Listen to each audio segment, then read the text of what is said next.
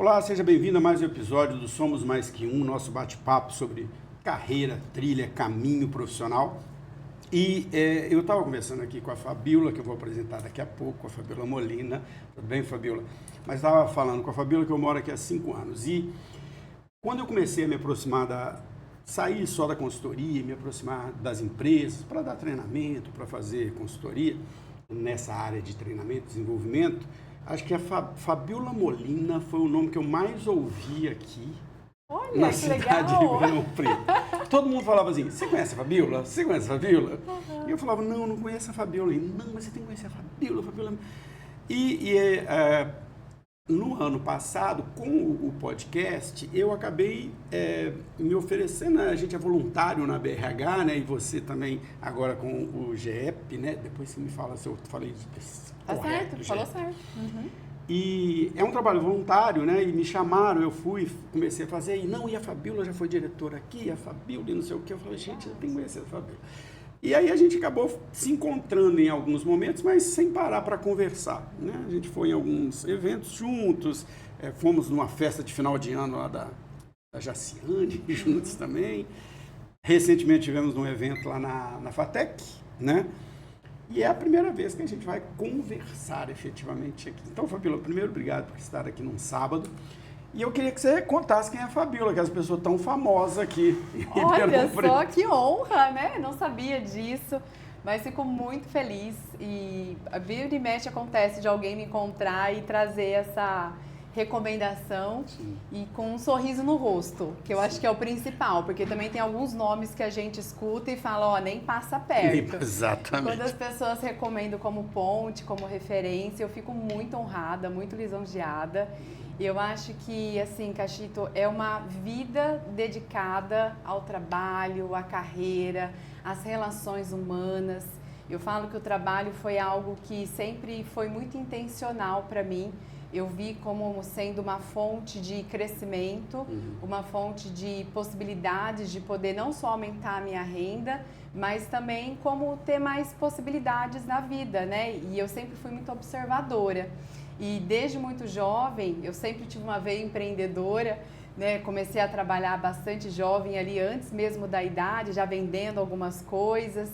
E eu observava muito como é que as pessoas se comportavam. Porque eu gosto da história das pessoas, porque às vezes a gente conhece as pessoas já em uma determinada posição na vida, e a gente fala assim, quem é essa? De onde ela vem? Como é que começa essa história, então, de você meio que empreendedora ainda criança? Desde jovem, né? Eu venho de uma família muito simples e sempre fui muito inquieta. Então, quando eu era jovem, eu tinha 12 anos de idade. Eu fui fazer um curso no posto de saúde, perto de casa, de pinturas em pano de prato. Sabe aquelas flores, frutas? Sim. E já gosto de habilidades manuais, já me destaquei ali. E a professora me chamou para começar a ser auxiliar dela. Enquanto ela passava em algumas pessoas, eu ia passando em outras, corrigindo as flores, né, as folhas. Já virou professora. Já virei estagiária praticamente, né, auxiliar da professora desde jovenzinha. E aí o que a gente produzia, eu junto com a minha mãe fazia bainha do pano de prato e eu vendia. Então, vendia para uma tia, para um vizinho, comecei ali a vender naturalmente. A gente começa pelos parentes primeiro, né? Primeiro pelos parentes e vizinhos, exatamente. Aí depois eu fui aprender a fazer cartões em papel vegetal. Na época eu usava para casamento, para coisas em Bíblia, né? Tinha aniversários. Fui aprender. Começou pela arte. Fui vender. É, isso mesmo. Mas é engraçado que tudo que eu sempre fiz, eu sempre tinha um propósito de oferecer para a sociedade. Sim. Então, eu queria aprender, mas eu falava, isso é legal, quero vender para alguém. Sim. Alguém pode se beneficiar com isso. Aí depois eu fui fazer curso de boneca de lã, vendia. Depois eu fui fazer curso de sabonetes, vendia. Naquela época, sabonetes perfumados, decorados. Sim.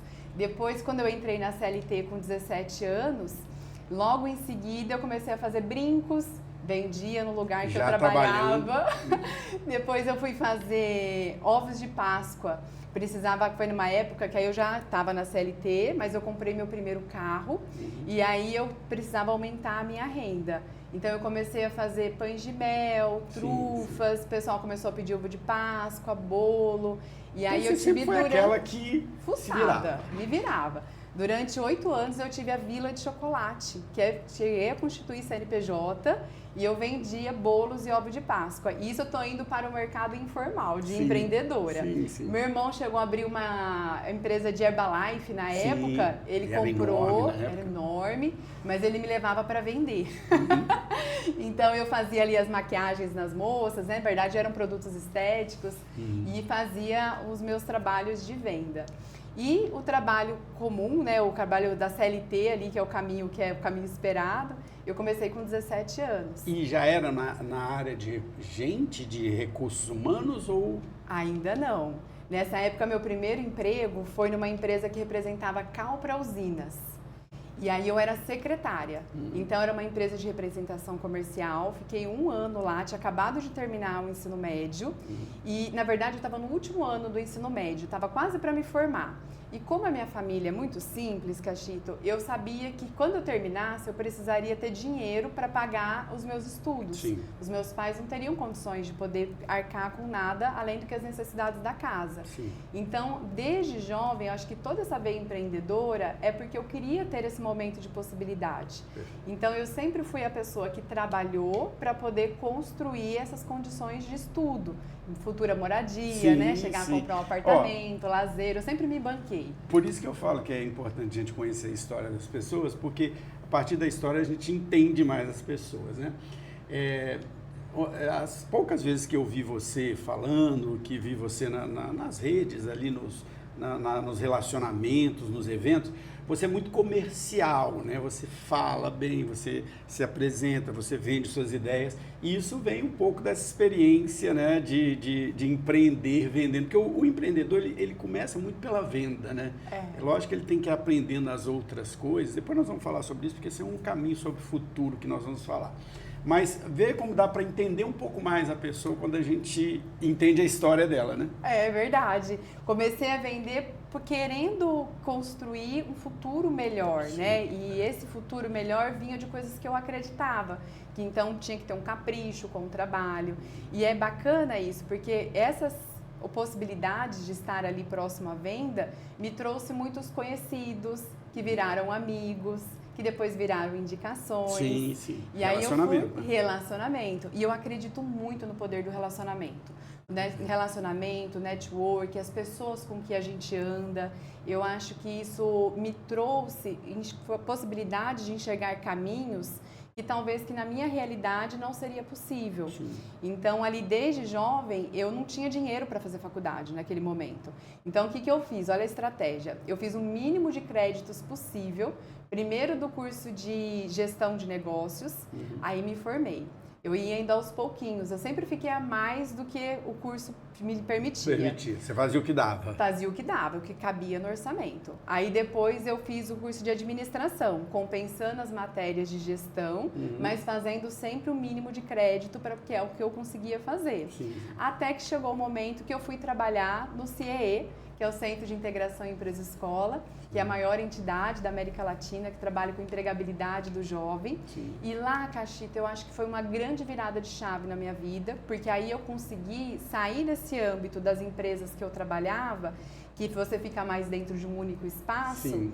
E pude conhecer a realidade de muitos empresários, de muitos RHs, lideranças.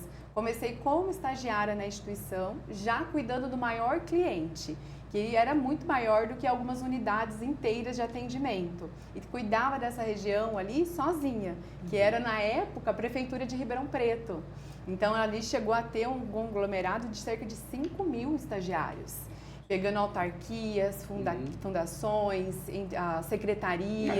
É uma área inteira, é um CIE inteiro, né? Um CIE inteiro, exatamente. E eu fiquei lá durante 4 anos, cuidando exclusivamente desse cliente, tendo um bom resultado, até que chegou o momento que eu fui convidada a fazer um processo seletivo, né, interno ali no CIE, para ir para a área comercial de fato. Então lá eu comecei a atuar como consultora de atendimento, aí meu trabalho passa a ser externo e sempre empreendendo em paralelo. Nessa época que eu fui começando a parar por conta de uma agenda corrida, mas demorou um pouco ainda. Mas ainda podendo fazer visitas externas a clientes para poder mostrar as possibilidades que ele tinha contratando um jovem, a importância do trabalho, do início da carreira. E foi um trabalho que eu gostei muito, construí muitos amigos ao longo Muitas dessa relações, jornada. provavelmente. E aí que começam as indicações da sua pergunta, né? E eu acredito muito, Cachito, que a coisa mais importante que eu tenho é o meu nome. Sim. E você já começar trazendo isso, né? Olha, as indicações da Fabíola é o seu nome. E eu digo meu nome porque a gente fica muito tempo dentro de uma empresa. Eu fiquei 18 anos no CIE, uma vida, né? E foi um trabalho muito bom, onde eu fiz uma transição de carreira que eu optei por fazer. Foi uma transição planejada, até abrir a minha empresa de treinamento e desenvolvimento humano, por questões que eu observava dentro dos meus clientes, dentro da instituição em que eu estava. Algumas perguntas começaram a surgir na minha cabeça que eu quis ir atrás das respostas e começar a ampliar o meu networking. Então, eu vou chegar nesse espaço. Mas dentro do CIE, eu tive a possibilidade de conhecer muitas pessoas e eu sempre tive um compromisso muito grande com a entrega do que eu fazia. Sim. Então, se eu falava para o cliente que eu ia entregar, eu ia fazer o que fosse, mas ele ia receber o que ele precisava. Sim. E eu tinha uma equipe dentro do CIE, que era meu apoio comercial para a gente poder construir essas entregas. Então, eu tinha que trabalhar no desenvolvimento delas. Eu cheguei a ter pessoas na minha equipe, eu em Ribeirão Preto, mas em Bebedouro, em Jaboticabal, em Sertãozinho, uma pessoa dentro da prefeitura. Então, lugares diferentes, muitas vezes iniciantes de carreira, porque ingressava até na instituição como estágio. Como estagiário também. Exatamente. E o tempo, olha que interessante, o tempo que eu fiquei no CIE, eu ficava dentro da prefeitura, quando eu estava na parte administrativa. E lá eu trabalhava sozinha, mas vira e mexe tinha alguém que estava na unidade de atendimento e que às vezes não estava performando, tinha alguma situação específica que já não tinha mais onde conseguir colocar a pessoa, eles falavam, manda lá para a Fabíola, que aí a Fabíola vai ajudar na prefeitura, tem muito estagiário, vai ajudar lá com elas. E eu nunca demiti ninguém. Todos tiveram uma boa performance, foram depois para outras oportunidades ou cresceram dentro da instituição. Então, esse ensinar, que talvez surgiu lá nos 12 anos, é algo que eu sempre gostei muito, né? Essa didática que muitas vezes é colocada, eu tinha muito ela com os meus clientes também. E isso foi me trazendo relações de parceria, de confiança, e aí muitas vezes tinham algumas situações específicas, o próprio cliente falava, mas eu quero a Fabíola, manda a Fabíola aqui, a gente vai ter um evento e chama a Fabíola. Por isso que eu falo que o nome é muito importante. Sim, perfeito. Porque quando a gente fica muito tempo numa instituição, ainda mais como foi meu caso, 18 anos, chega uma hora que o nosso nome é o sobrenome da empresa, ali é a Fabíola do CIE, né? Nossa, parece que eu estou ouvindo você falar assim, eu falo assim, nossa, será que a Fabíola já leu alguma coisa que eu escrevo, tem coisa, porque tudo que você está falando é muito alinhado com o que eu penso. Já vi seus livros aqui, ó. Que eu penso muito nisso, em muitas dessas coisas, mas eu quero deixar você falar, depois eu pego, tem um tanto de gancho aqui já que eu quero pegar, do que você está falando. Vai anotando aí. Mas, e eu via a importância de quem é a Fabíola nesse contexto organizacional. E eu percebia muitas vezes, que aí eu acredito que é um fenômeno muito interessante, que ninguém abre uma vaga querendo que dê errado. Todo mundo quer que dê certo, né, Cachito? E eu ouvia muitos empresários, então desde uma empresa pequenininha até uma empresa multinacional, e prefeitos de cidade também, secretários, muitos órgãos públicos o CIE trabalhava, também diretores de escola, estive em todas as escolas no raio de atendimento, não sei, de cerca de 150 quilômetros. Eu cheguei a visitar todas as escolas por diversas campanhas, do Tribunal de Justiça, por exemplo, que o CIE tinha. Então, pude correr bastante. E esse fenômeno, ele é muito importante, porque o empresário, quando ele vai abrir uma vaga, ele conta todos os sonhos dele. Tudo que já deu certo, que já deu errado, fala do casamento, fala do filho, da sucessão na empresa. Ele abre o coração porque a esperança dele está naquela contratação que vem para ele ser mais estratégico e ampliar o negócio. Sim. O jovem também vem cheio de sonhos nesse lugar e a escola tem o papel de formação. É claro que existem muitas diferenças de personagens. Tem aquele jovem também que vai obrigado pelos pais, não quero colocar aqui nenhum tipo de ambiente perfeito. Às vezes chega na escola chega na empresa com um comportamento muito escolar. Então até ele entender a virada de chave. Então esse é o papel da importância da educação corporativa, né? Inclusive dentro das escolas, é um papel que eu defendo bastante. Como que é esse significado do trabalho. As escolas falam muito pouco disso. Isso é um tema que eu sempre abordo também. né? Não se ensina o ambiente empresarial, o que é uma carreira, mas depois a gente vai falar de tudo isso aí. É, isso mesmo. Compartilho já desse mesmo pensamento junto com você.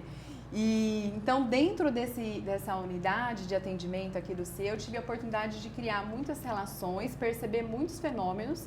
E aí eu comecei a ter dentro de mim, já há bastante tempo, sabe quando você vai numa empresa e você fala assim, poxa, olha que legal que essa empresa aqui está fazendo, que empresa inovadora, olha que RH estruturado, que diretora com a mentalidade aberta.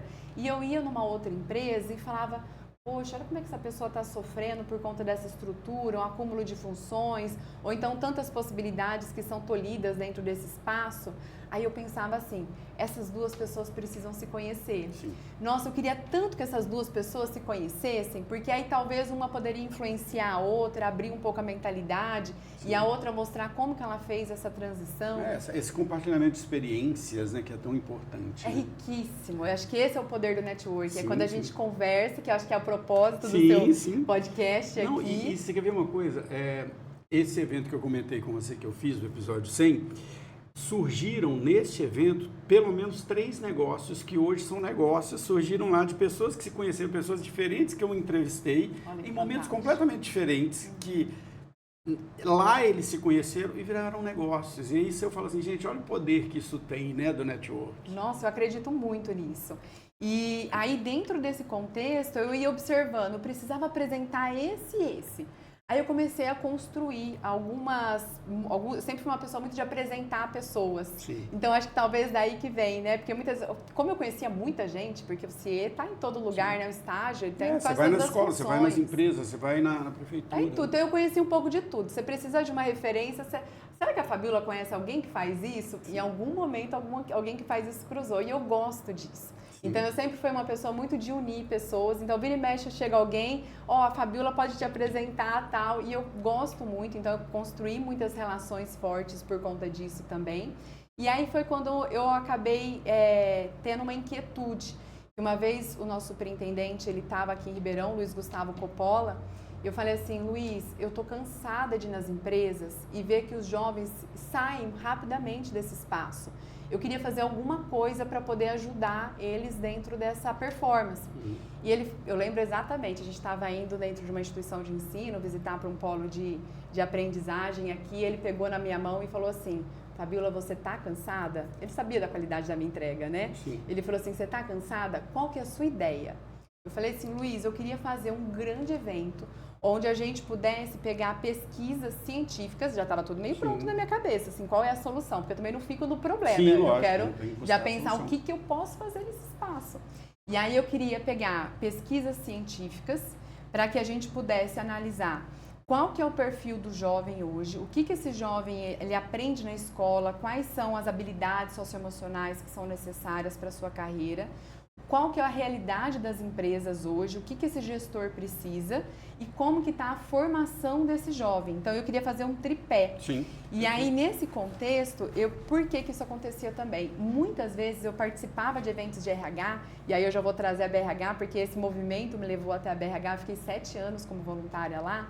Esse movimento, ele me trouxe questões que às vezes eu participava de eventos e eu nunca esqueço de um evento muito grande de RH que teve em Ribeirão, um palestrante muito famoso, que eu não vou falar o nome, que ele estava falando sobre o jovem do futuro, na verdade do presente, né? Que ele não ia precisar mais de professor, que era um jovem autônomo, que era um jovem que conseguia pesquisar sozinho, tal. Eu ficava olhando aquela sala cheia, eu falava, gente, que jovem é esse que ele está falando? Não é o que eu conheço, não. Não é o que eu conheço. Né, da nossa região aqui de moradia, existem diversas juventudes, né? A gente tem aquele jovem de ponta, de linha, que tem ali um acesso a um conhecimento muito grande, mas a gente tem aquele jovem também que está ali batalhando, tem uma defasagem de ensino. Sim.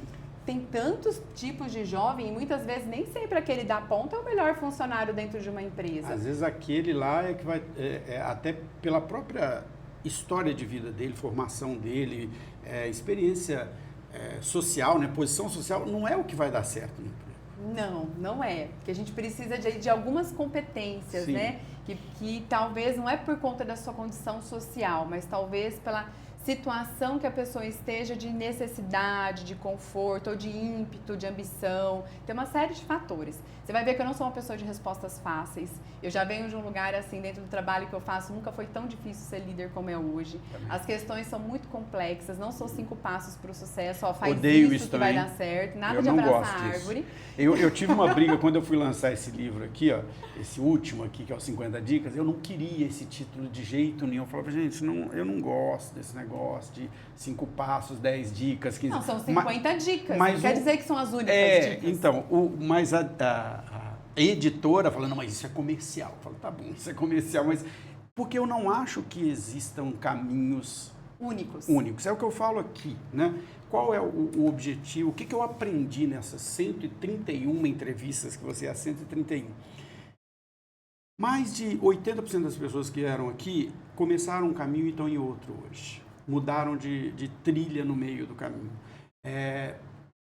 Demoraram muito a se entender, demoraram muito a encontrar um caminho. E essa é, de certa forma, a minha história também, porque assim, quando a gente estava conversando aqui, eu falei, eu não sou um profissional de RH, mas a minha história é assim. Eu também venho de uma família muito simples, começo lá como repositor de supermercado na Brahma e trilho todo um caminho profissional na Brahma, na área comercial e logística. Depois virou Ambev, continuei na Ambev. E um belo dia eu tinha uma equipe muito grande, eu tinha 300 pessoas na minha equipe. E eu falei, gente, eu preciso entender de gente, porque eu não preciso mais entender do negócio, eu preciso entender de gente agora. E eu fui fazer um MBA de RH, lá na FIA, em São Paulo, em 2004.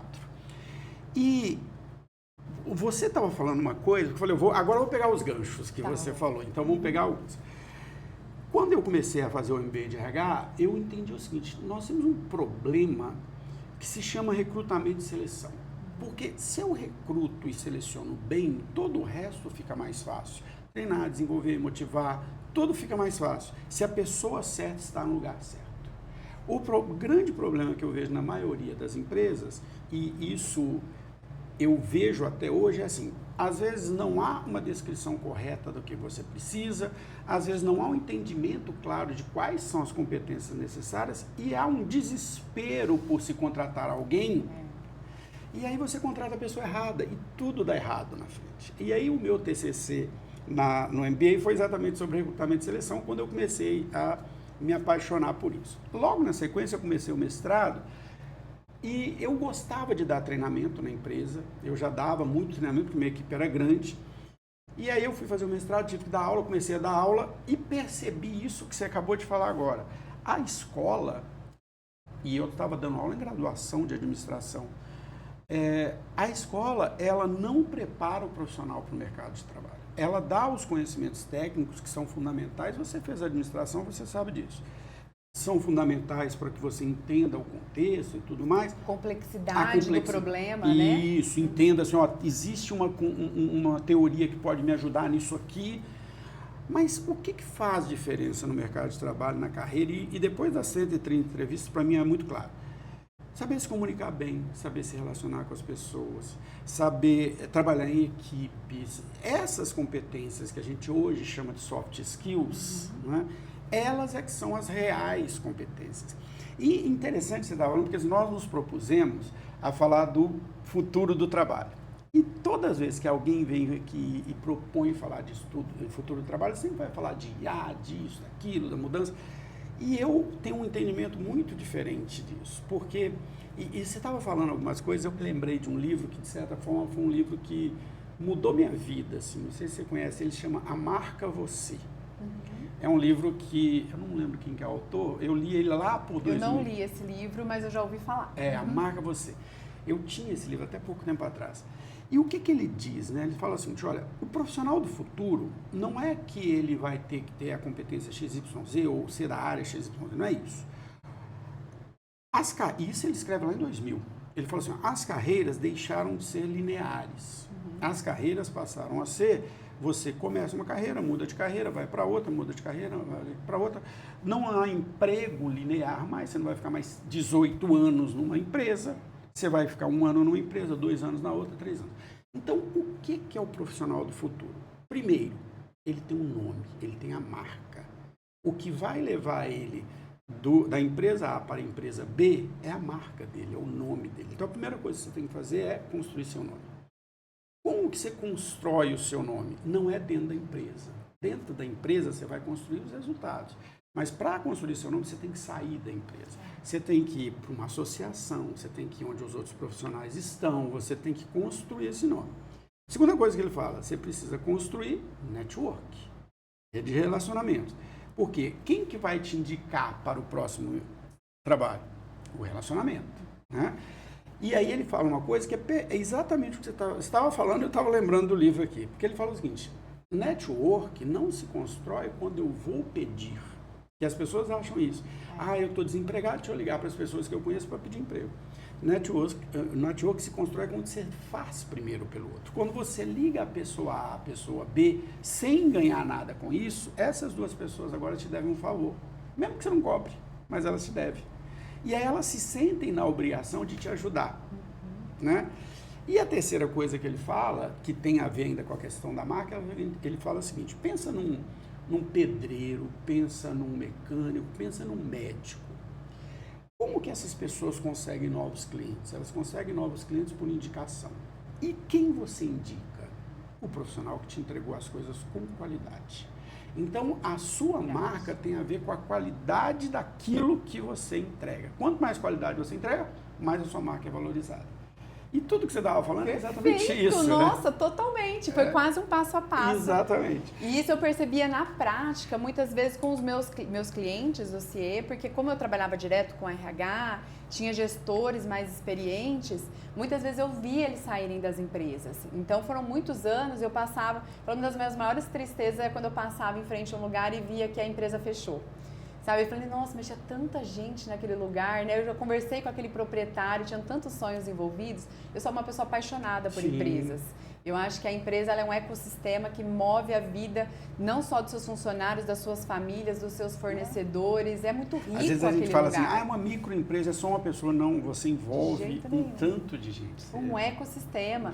E às vezes eu voltava, aquele profissional que era um profissional sênior, né? Que eu sabia ali que tinha uma boa entrega, ou às vezes nem tanto, não estava lá mais. Você falava, gente, o que vai ser dessa pessoa agora, né? Para onde ela vai? E eu observava muito dessa questão, porque muitas vezes eles me procuravam. Fabíola, sai da empresa, você tem algum lugar para me indicar ou não? Aí eu pensava em mim, porque você só indica quem você confia, porque o seu nome vai junto. Exato. E aí é perfeita essa sua colocação. Cada passo que você trouxe aqui eram coisas que eu observava e fui trabalhando em mim também. E eu percebi muito isso, Fabíola, foi assim, eu fiz essa transição da vida executiva para a de professor em 2006, eu saí da Ambev e fui dar aula, basicamente só dar aula, aquela história de professor só dar aula, mas aí eu dava aula em faculdade, dava aula na FIA, estou na FIA até hoje lá em São Paulo, e lá por 2011, 12 mais ou menos, eu fiz uma transição para a consultoria. A consultoria ela foi acontecendo assim, eu ia nas empresas dar treinamento, né? Pela escola, ou pela FIA, ou pelas empresas de treinamento. E no final a empresa falou assim, você não dá consultoria? Você não dá consultoria? E eu acabei indo para isso. Depois, por umas questões pessoais, eu acabei me focando mais na consultoria. Mas, em 2017, aconteceu uma coisa muito interessante. Eu estava morando em Belém do Pará, na época, dando uma consultoria lá. E nós tivemos uma crise muito grave de desemprego naquela época. Começa uma crise econômica ali por 2014, 2015, a gente tem 2 anos de recessão. 2017, os níveis de desemprego batem assim, um número muito alto, 15%, 16%. E muito focado, não que seja só isso, mas tinha um foco muito grande naquele desemprego das pessoas acima de 40 anos de idade. Que eram vistas pelo mercado de trabalho como defasadas, como antigas, como uma série de coisas. O que aconteceu comigo naquele momento? Muitos amigos meus, desde o meu irmão, que ficou desempregado depois de 30 anos na mesma empresa, passando por diversos amigos meus, professores, pessoas que eu conheci nos cursos, pessoas que eu conheci nas consultorias, me ligavam e falavam assim, cara, você está com consultoria há muitos anos, como é que é dar consultoria? Eu estou achando que eu vou ir para esse lado. Aí eu falava, cara, deixa eu falar, para você dar consultoria, você tem rede de relacionamento, você conhece as pessoas, você, né? Porque você sabe o que é vender consultoria. Sim. Difícil pra caramba. E muitas dessas pessoas, o que eu percebi com essas pessoas? Aquilo que você falou lá atrás, perfeito. Você vira um sobrenome. Então tinha o tal do Itaú, o tal da Sul América, o tal do não sei o quê. Quando essa pessoa perde o emprego aos 40, 45 anos, depois de 20 anos com esse sobrenome, ela não sabe nem quem ela é. Ela não se vê como pessoa. Ela era um cargo. E ela não entende isso que você acabou de falar. Você chega lá, aquela pessoa que tinha aquele cargo, e às vezes até era meio arrogante com aquele cargo, hoje ela não tem mais o cargo e ela não se enxerga. Esse outro livro aqui, o Desemprego e a Recolocação, ele foi um livro que foram as postagens que eu ia fazendo no LinkedIn sobre isso. Falando, olha, você primeiro precisa se entender, é isso mesmo que você gosta de fazer e tal coisa. Para este público que estava muito perdido. Quando você falou essa história do sobrenome, eu tive esse sobrenome, né, durante muito tempo. Eu era o cara da Ambev, o cara da Brahma, o cara da Skol. E depois eu fui entendendo que não, a gente tem que ser a Fabíola Molino, o Fabiano Cachita, a gente tem que ter este nome que é nosso, né? Essa construção. Sim, concordo plenamente. No meu caso, a minha transição ela foi planejada e tinha uma situação. Eu entrei com 21 anos no CIE, 22 mais ou menos. Eu sempre falava que com 40 anos eu não queria estar na instituição mais. Cachita, não sei, eu acredito muito em Deus e não, esse planejamento ele foi muito natural. Como você acabou de trazer agora, o mercado te chamou para a consultoria, o mercado me chamou para o treinamento. Foram surgindo possibilidades através de inquietações que eu tinha e eu fui buscar capacitação. Então, assim, esses despertares, né? Então, ali no evento, um jovem falava, gente, tem um 100 empresário nesse lugar, tô danada, porque eles vão querer esse jovem aí. E não existe esse jovem que estão falando. Aí a gente vê um empresário que ele fica encantado com o que lhe é vendido através de uma pessoa no palco e não é essa a realidade. Então, eu fui me capacitar dentro desse processo, aí eu já conto como é que foi esse momento de transição, mas eu sempre falava que com 40 anos eu não queria estar no CIE mais. E isso, quando aconteceu, eu pedi a minha demissão, né, e a gente acabou chegando numa situação lá que eu falei, agora ou vai, então, gente, ó, vamos fazer meu desligamento. Foi no ano que eu fui fazer 40 anos. E eu saí dia 3 de janeiro, eu não me toquei na hora. Mas quando foi em maio, meu aniversário, que eu fiz 40 anos, eu falei, não acredito, eu não tô no CIE mais. Com 40 anos. Olha, eu tô toda arrepiada. Mas você sabe que essas coisas... eu acredito muito naquele conceito da profecia autorrealizável, que assim, quando você coloca uma coisa na cabeça, mesmo que você ache que não está trabalhando por ela, você está trabalhando por ela. Né? Então, assim, não é nada esotérico que eu estou dizendo. Eu estou dizendo o seguinte, ó, quando eu coloquei na minha cabeça, eu quero ser professor, mesmo que eu não estivesse naquele momento trabalhando por isso, eu já estava trabalhando por isso, né? Eu já estava construindo isso. Então, eu acho que você mesmo vai levando a sua vida. Nossa, sensacional. Eu achei um caderno de 2017 que eu tinha anotado tudo que a minha empresa ia ter. Na verdade, não era a minha empresa, é tudo que eu queria fazer. E aí foi construindo com 2024, né, dia 3 de janeiro de 2024, foi quando eu saí. Olha só o período. E foi nessa época, eu acho que esse evento que eu fui, foi um evento que foi uma virada de chave. Eu falei, Luiz, estou cansada de ir lá e o jovem não está mais. Então, o que você quer? Eu falei, eu não vou fazer uma pesquisa de opinião, porque é todo enviesado, eu quero uma pesquisa científica. E ele falou, e onde que você vai fazer isso? Eu falei, eu pensei na USP, né? A gente tem a USP aqui em Ribeirão Preto, tem uma série de professores pesquisadores, eu vou ver o que eles já têm, vou fazer uma publicação sobre isso. E, inclusive, uma curiosidade sobre mim, é que eu já me matriculei 3 vezes no curso de psicologia, e eu não consegui terminar por conta da minha agenda. Sim. Nesse momento eu estava fazendo psicologia, e aí eu fui na USP, lá na faculdade de psicologia, tinha uma ex-funcionária do CIE, Camila Corlatti, pessoa maravilhosa, hoje está lá nos Estados Unidos, ela fez faculdade de psicologia na USP, mestrado, e aí eu liguei para a Camila e falei, Camila, eu tô com essa ideia, quem na USP trabalha sobre isso, para eu ir lá me apresentar e perguntar que eles têm de pesquisa. Ela falou, olha, procura lá a professora Lucy, que foi minha orientadora no mestrado, acabou que virou minha orientadora, sim. E ela falou, procura lá que ela trabalha com carreira, fala que você trabalhou comigo, tudo, e aí vê o que ela tem. Fui lá pessoalmente, me apresentei para a professora, não conhecia ninguém na instituição, sim. E aí eu falei para ela todas as dores que a gente tinha ali no mercado, tal. Ela ficou me olhando, ela falou assim, Fabíola, o que você quer, ele dá uns 5 doutorados, uns 7 mestrados. Isso é um projeto guarda-chuva, não existe isso, a gente não tem nada parecido com isso.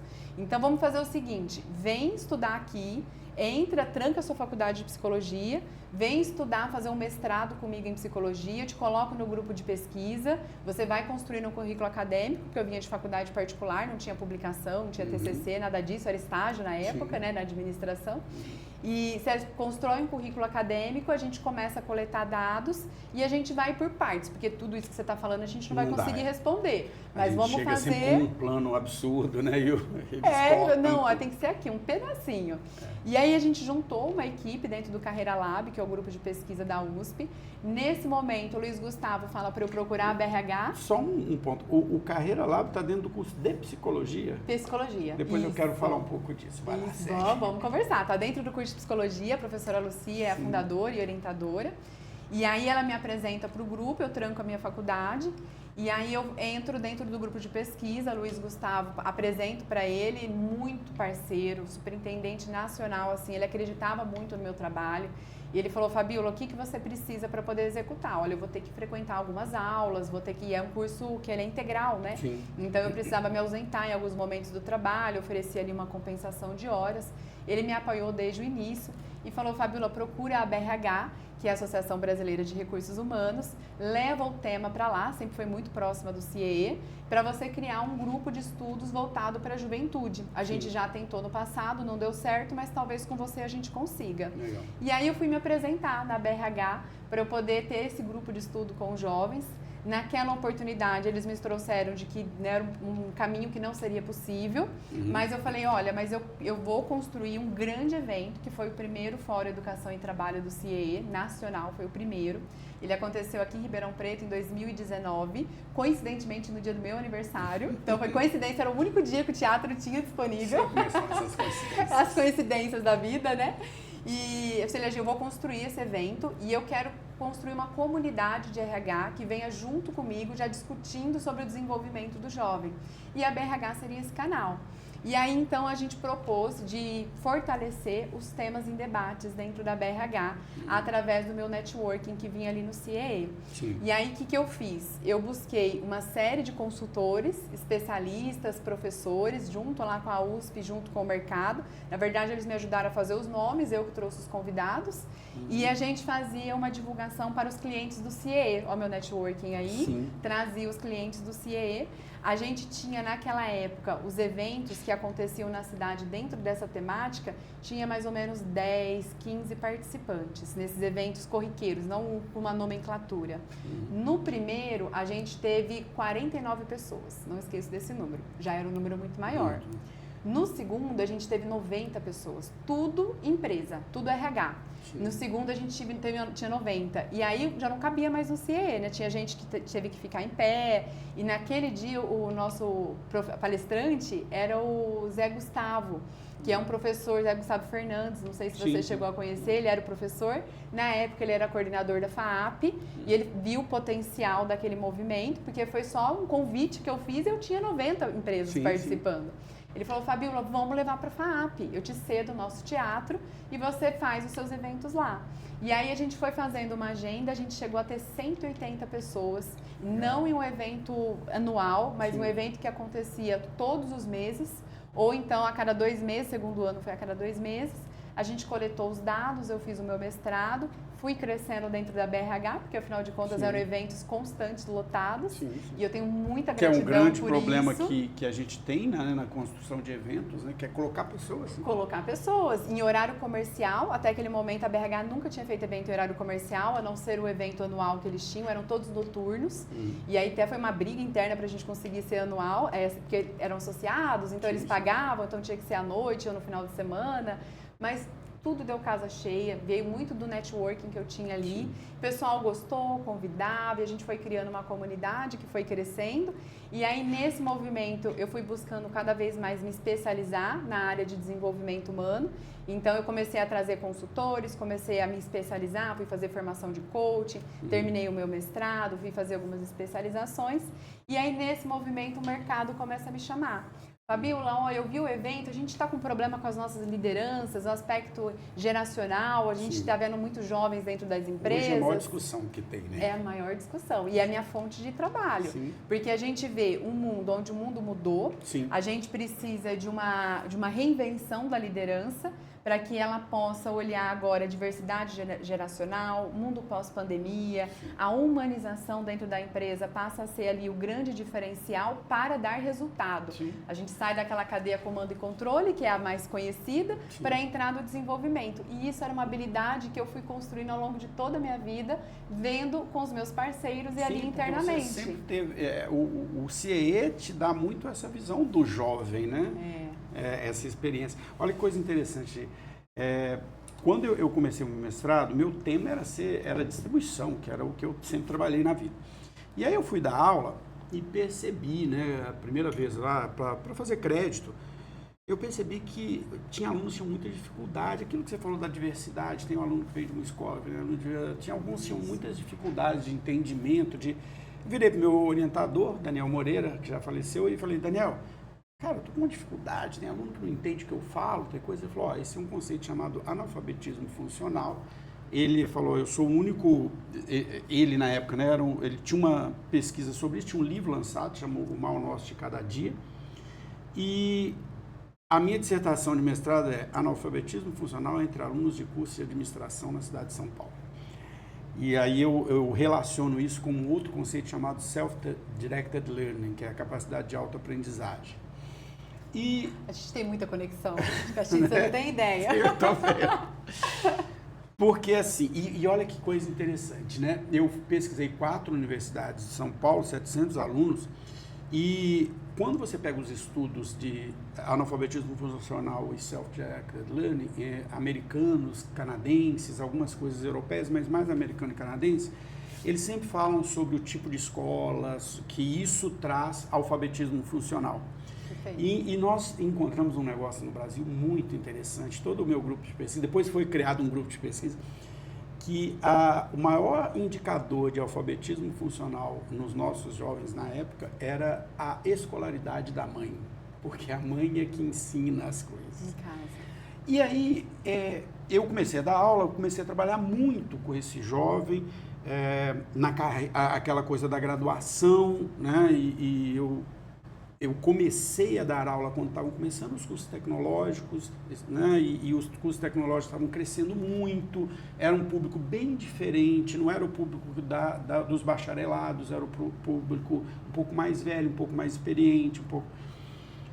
E aí eu fiz uma pesquisa, acho que em 2009 ou 2010, pegando formandos de 2004 a 2007 e perguntando para eles assim, o que mudou na sua vida?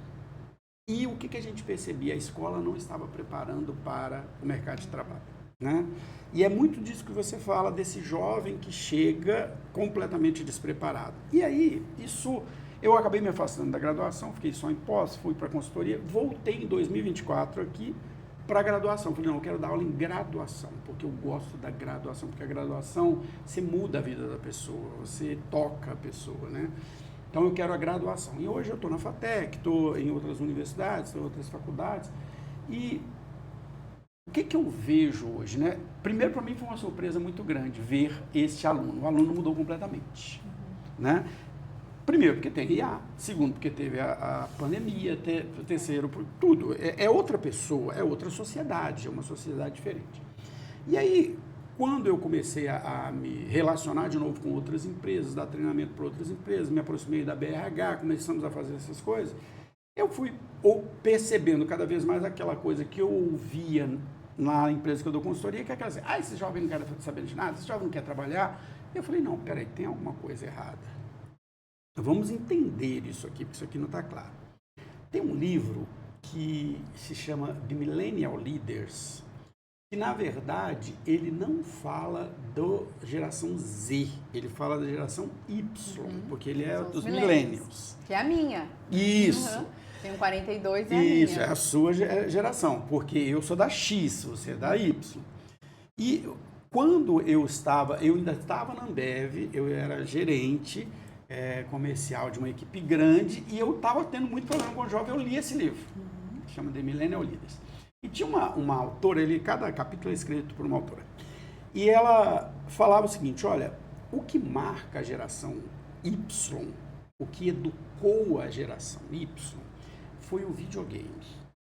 E ela falava o seguinte, olha, entenda o videogame. O videogame é o seguinte, você não precisa jogar há muito tempo para ser bom. Se você for bom, você passa de fase. Se você não for bom, você não passa de fase.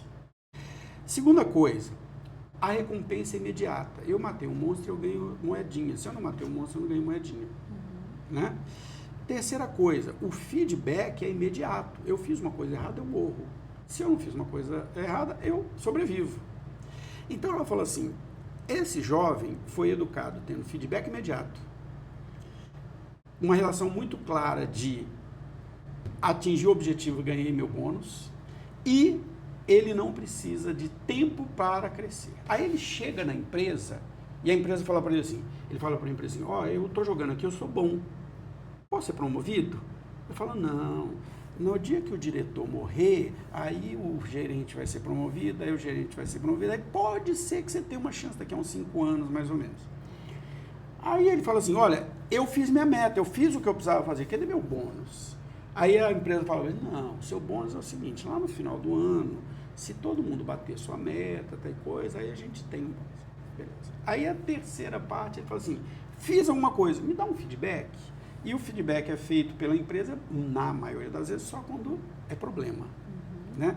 Então ela falava neste livro assim, esse jovem olha para essa empresa e fala assim, estou gostando desse jogo, não. Eu vou para outro jogo, eu quero mudar de jogo.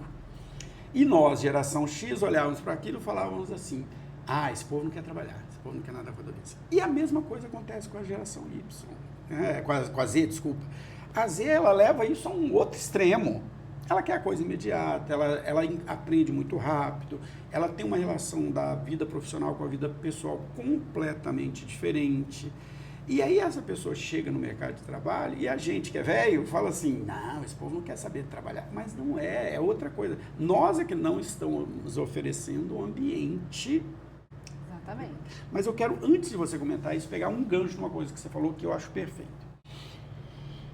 Eu estou tendo, desde o ano passado, uma experiência que eu nunca tive, que é lecionar para adolescentes. Eu me propus a fazer isso, meu filho ele estuda no Colégio Pequeno Príncipe, eu fui lá, me ofereci para dar umas aulas lá, eu dou uns itinerários formativos para eles, e eu dou de oratória, agora eu estou dando de design thinking, de inovação, que são coisas assim, exatamente para tirá-los da sala e mostrar, isso você vai precisar no mercado de trabalho.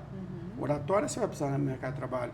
O pensamento de resolução de problemas você vai precisar no mercado de trabalho. E é essa proposta que eu fiz para a direção e eles aceitaram e a gente está fazendo alguns itinerários desse jeito.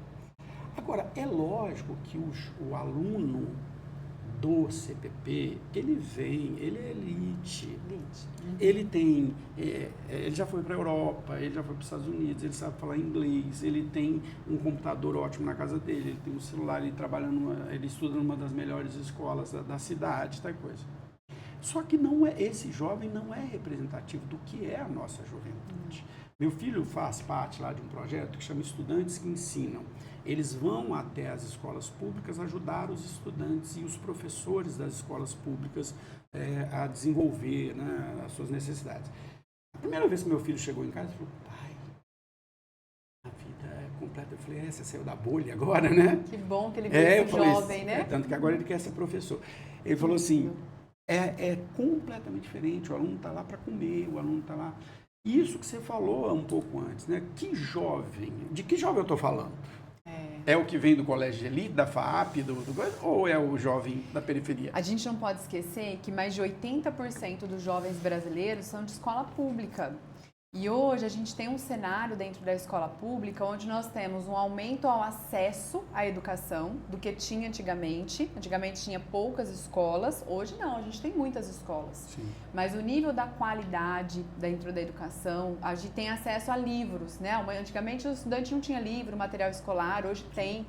mas a qualidade dentro do ensino, seja do seu espaço físico, da sua própria segurança, né, Cachito? Assim, eu trabalho com muita escola, tem muito jovem que tem medo de ir na escola, professores com medo de ir na escola.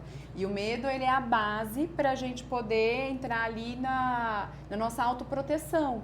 E a aprendizagem, ela exige exatamente o contrário. Ela exige que você esteja num ambiente seguro, confortável, onde você possa fluir, você possa dar ideias. Mas se eu falar e a sala inteira começar a fazer piada de mim, não vai ser nem o professor, é o ambiente em que eu estou. Este é um problema que eu vejo na escola pública, que existe também na escola privada, tá? Existe, claro. Mas que é aquela história assim, o aluno que quer perguntar, que quer participar, ele sofre bullying. Ele acaba sendo boicotado pelo grupo. A gente vive uma grande crise de valores, na verdade. Tem um artigo que eu li uma vez da OIT, que eu gosto muito, que ele fala assim, que existem 4 grandes pilares da educação. O primeiro pilar da educação são as famílias. E tudo começa em casa. Então, você trouxe lá, né, da mãe e tal. E como essas crianças estão sendo educadas em casa. Hoje, tanto, se você lembrar, na pandemia, tinha os membros fantasmas, né? Então, tá todo mundo no mesmo ambiente, mas cada um na sua tela. Desde pequenininho tem uma distância. O aumento da dissolução das famílias também. Sim. Então, as jornadas de trabalho aumentaram muito. As estruturas familiares, assim, não vamos ser conservadores no sentido de que a família tem que ser pai, mãe e filho, não é isso que eu estou dizendo, mas é essa quebra desse núcleo familiar. É a ausência, a ausência da educação dentro de casa. Perfeito. Então, assim, a criança fica lá o dia inteiro na escola, aí o pai chega cansado, então eles muitas vezes não têm energia para poder dar a atenção necessária que o filho está pedindo ali naquele momento, vai para a tela. E eu não estou aqui para julgar, não, porque eu sei que é muito cansativo, tenho criança em casa, é realmente desafiador, mas a gente tem que colocar a nossa intenção na educação. Você tem que ter alguns espaços. Desculpa, mas é porque o assunto é muito interessante. Meu filho está com 17 anos agora e está naquele momento da escolha profissional e tudo mais. Nós estabelecemos, tem 2 espaços muito claros para isso, para a gente. Um é a refeição. Então, na hora de comer, ninguém tem o celular na mesa e a gente vai conversar. Ele voltou da escola, eu trabalhei de manhã, minha esposa vai trabalhar na parte da tarde, então aquele momento em que a gente está junto. Ali a gente vai conversar e perguntar coisas um para o outro. E nós temos um hábito que a gente foi construindo também, que é o seguinte, pelo menos uma vez por mês, às vezes uma vez a cada 2 meses, mas a gente faz uma pequena viagem, assim, tipo, sai daqui e vai para Campinas, qualquer lugar aqui, 100, 200 quilômetros daqui, tem muito lugar bonito aqui nessa região. E esse é um momento em que, assim, é muito engraçado. A gente sai de madrugada, assim, umas 4, 5 horas da manhã, todo mundo está meio com sono. Daí a pouco meu filho coloca uma música, aí a gente começa a conversar da música. Esse final de semana, a gente sai no sábado de manhã e volta no domingo, depois do almoço. É um final de semana disso, sabe, assim, da conversa, dedicado da conexão, dedicada à família, exatamente. Aí, Cachito, o público que está nos ouvindo vai encontrar a sua estratégia para ter o diálogo com o filho. Por exemplo, eu trabalho com muita usina.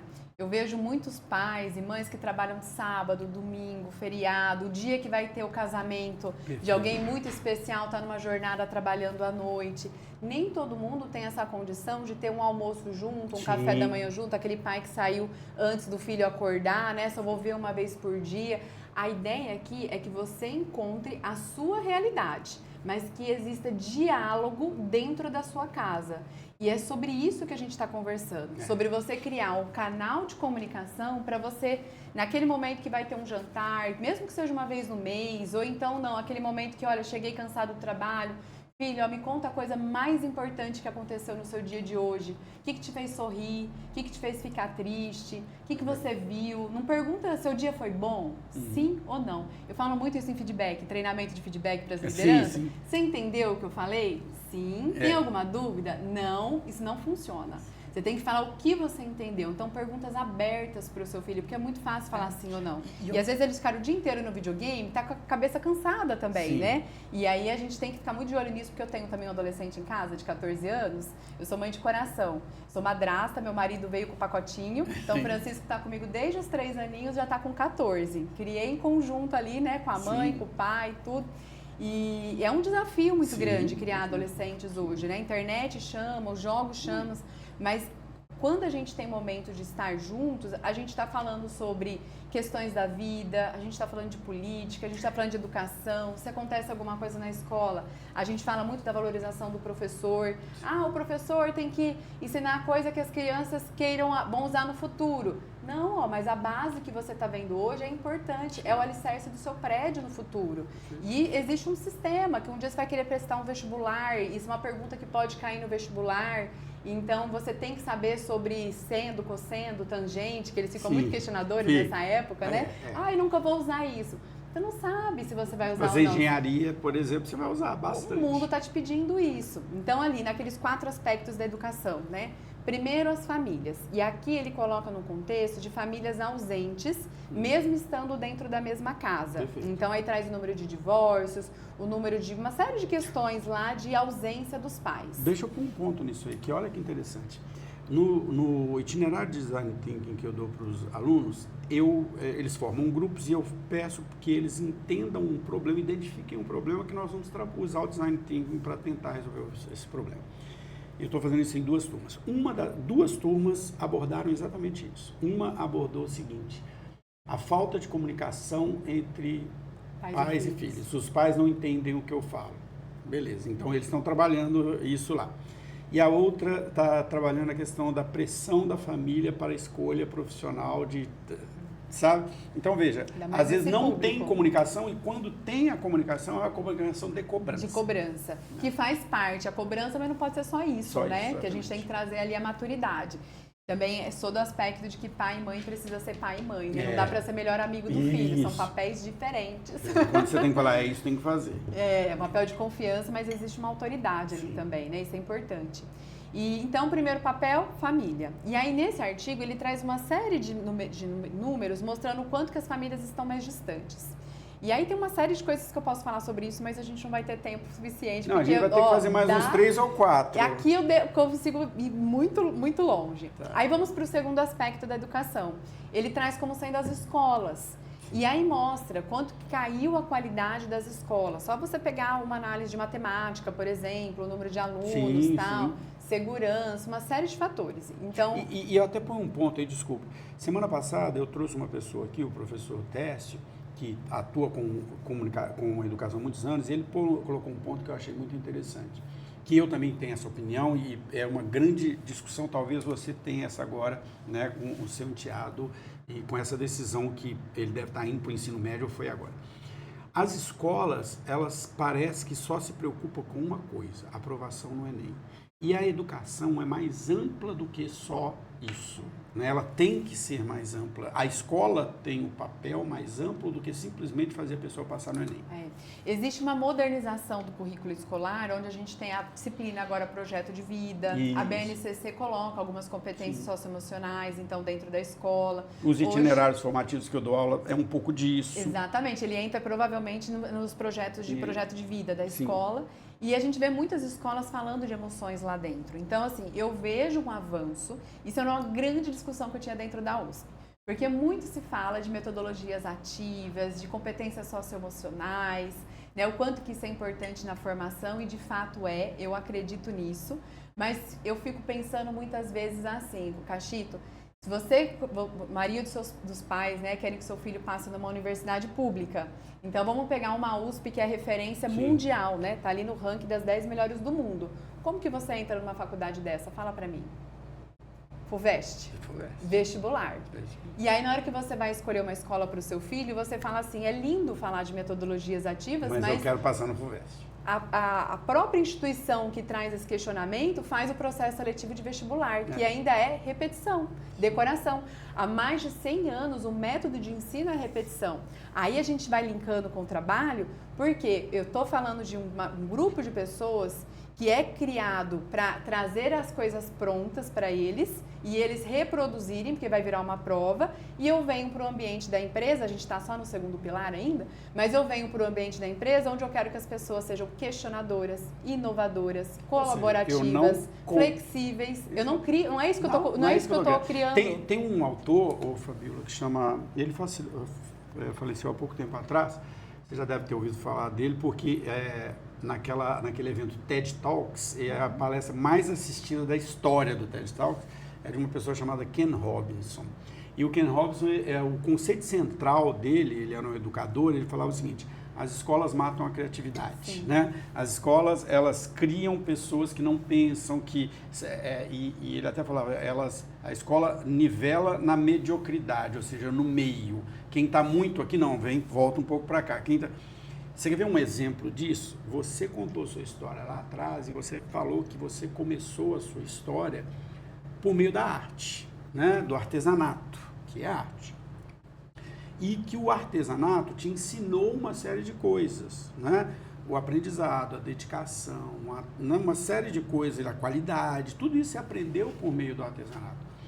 As escolas não falam das carreiras artísticas. Você chega numa escola de ensino médio, ela está falando de biológicas, exatas e humanas. E só. O jovem, e isso eu vejo na prática, o jovem que tem uma inclinação artística, ele é podado, porque ele não encaixa nesse sistema. E aí o que você falou, aí você chega na empresa, a empresa fala assim, não, você tem que ser intraempreendedor, criativo, inovador, comunicador. Teremos um episódio inteiro sobre isso, porque meu marido é professor de música. E muitas vezes, quando o filho fala que quer ir para música, por exemplo, que é arte, muitos pais falam, não, esse curso não. Né? Você vai morrer de fome, não é isso que eu te eduquei para ser, né? Você vai viver de quê? E eu conheço artistas extremamente bem-sucedidos, né? Incrível. Só que não é... E é da mesma forma com o engenheiro, da mesma forma com o mestre, com o doutor, não é apenas saber fazer, é saber se relacionar, ter visão futura, ser empreendedor com a sua própria carreira. Sendo músico, você pode ser bem-sucedido sendo palhaço, você pode ser bem-sucedido sendo o que você quiser. Desde que você tenha competências e vá para a ação, de que você tenha uma visão e um projeto para a sua vida, né? Olha, a gente falou da disciplina projeto de vida, então exige muita intencionalidade e isso precisa ser despertado, porque muitas vezes a pessoa acha que não, é só eu fazer isso daqui, se meu trabalho pegar esse copo e colocar aqui, é só eu fazer isso daqui com excelência que a minha carreira vai andar sozinha. Exato. Por isso que às vezes eu vejo muitos indicadores mostrando de mestres, doutores, desempregados, eu olho e falo, isso não quer dizer nada para mim.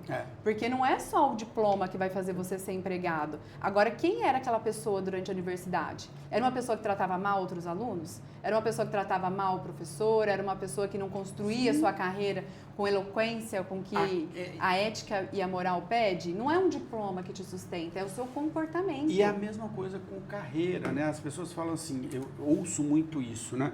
Ah, eu não tive sorte na minha carreira. Não, se você só pegou o copo e fez isso, você chegou até onde é possível. Agora, como que você cresce na carreira? Você tem que ter bons relacionamentos, você tem que saber se apresentar, você tem que saber se comunicar, você tem que saber trabalhar em equipe, você tem que saber liderar. São essas competências, né? É o que eu falo, o diploma de um curso superior, ele é uma chave, ele abre uma porta. Se você não tem o diploma, você não entra naquela porta. Mas se você tem o diploma, você entra naquela porta. Mas o que você vai fazer depois que você abre a porta não é o diploma. Né? É exatamente isso que você falou, é o seu comportamento. Exatamente, é sobre isso, o comportamento. E, Cachito, assim... Ainda falta 2 pilares, tá? Ainda falta 2 pilares, é verdade. E é interessante que essa intencionalidade na carreira ela é tão importante, porque, por exemplo, quando eu resolvi empreender, eu fui lá e a única coisa que eu fiz foi divulgar nas minhas redes sociais que eu tinha saído. Eu já estava empreendendo antes, porque eu estava fazendo em paralelo, que é a parte ali que eu comecei a fazer a transição. Chegou uma hora que eu estava com tanto cliente particular que eu precisei escolher, fico aqui ou fico ali. Mas quando eu tomei essa decisão, demorou muito tempo, na verdade. Eu queria, mas eu tinha medo, porque eu tenho um boleto para pagar, eu venho de uma família simples, você não pede demissão assim de uma hora para outra, né? Você não sai da estabilidade, né? E eu lembro uma vez que eu estava conversando com um consultor de empresas, e é um consultor muito bem sucedido. Inclusive, ele foi uma dessas pessoas que falaram, conhece a Fabiola, que ela tem alguém para te apresentar. Sim. Ele tem um prêmio da ONU, que ele lá de Curitiba, ele veio para Ribeirão Preto, e ele conheceu alguém que falou para me procurar, porque ele queria levar esse projeto para a prefeitura. E eu conheço muita gente na cidade, ele foi lá no CIE para me conhecer, porque ele queria me apresentar o projeto e para pegar alguma dica do que ele faria. Fizemos uma amizade, inclusive acabei indicando ele na USP, ele fez o doutorado ali através de uma ponte que eu fiz com ele, olha só que interessante, né? Então, essas conexões. E aí um dia ele falou assim pra mim, eu tava no voo, e ele falou assim, Fabiola, eu não te entendo, por que você tá nessa empresa ainda? Todo mundo já te vê fora da empresa, menos você. Aí eu falei assim, eu não sei, se não der certo, se der errado, né? Eu tenho minhas contas para pagar, eu venho de uma família simples, eu não tenho uma herança para receber, né? Sim. É o do meu trabalho que eu vou conseguir. E ele falou assim, Fabiola, não tenha medo, sabe por quê? O sucesso deixa rastros. As pessoas estão te observando em qualquer lugar que você estiver. Os seus resultados, sua humildade, o seu jeito de trabalhar, as pessoas sabem quem você é, não é a empresa que você tá. Para de pensar na empresa. Você já deixou de ser Fabiola do CIE? Há muito tempo. E isso eu vi uma vez, quando foi a primeira vez que a EPTV me ligou para eu dar uma entrevista numa pauta que não era de estágio, era sobre empregabilidade. Aí eu falei assim, olha, eu não posso falar sobre isso porque não é sobre estágio, eu tenho que falar com a assessoria de imprensa do CIE. Aí eles falaram, não, Fabiola, a gente não está convidando o CIE, a pauta é com você. Entendi. Eu falei, comigo? Sim, é com você. Aí eu liguei para a assessoria de imprensa mesmo assim, né? Na época era a Márcia falou assim, Fabiola, vai, é seu nome indo, a gente não vai te segurar, sim. Pode ir. E isso é importante, né? Assim, faz parte da construção do nome também. Fabiola, já tem mais de uma hora que nós estamos falando, mas agora eu estou curioso com os dois pilares, né? Então, mas nós vamos ter que marcar outra. Vamos, tem muito assunto ainda para a gente conversar. Então, primeiro pilar, as famílias. Segundo pilar, as escolas. Terceiro pilar, a religião.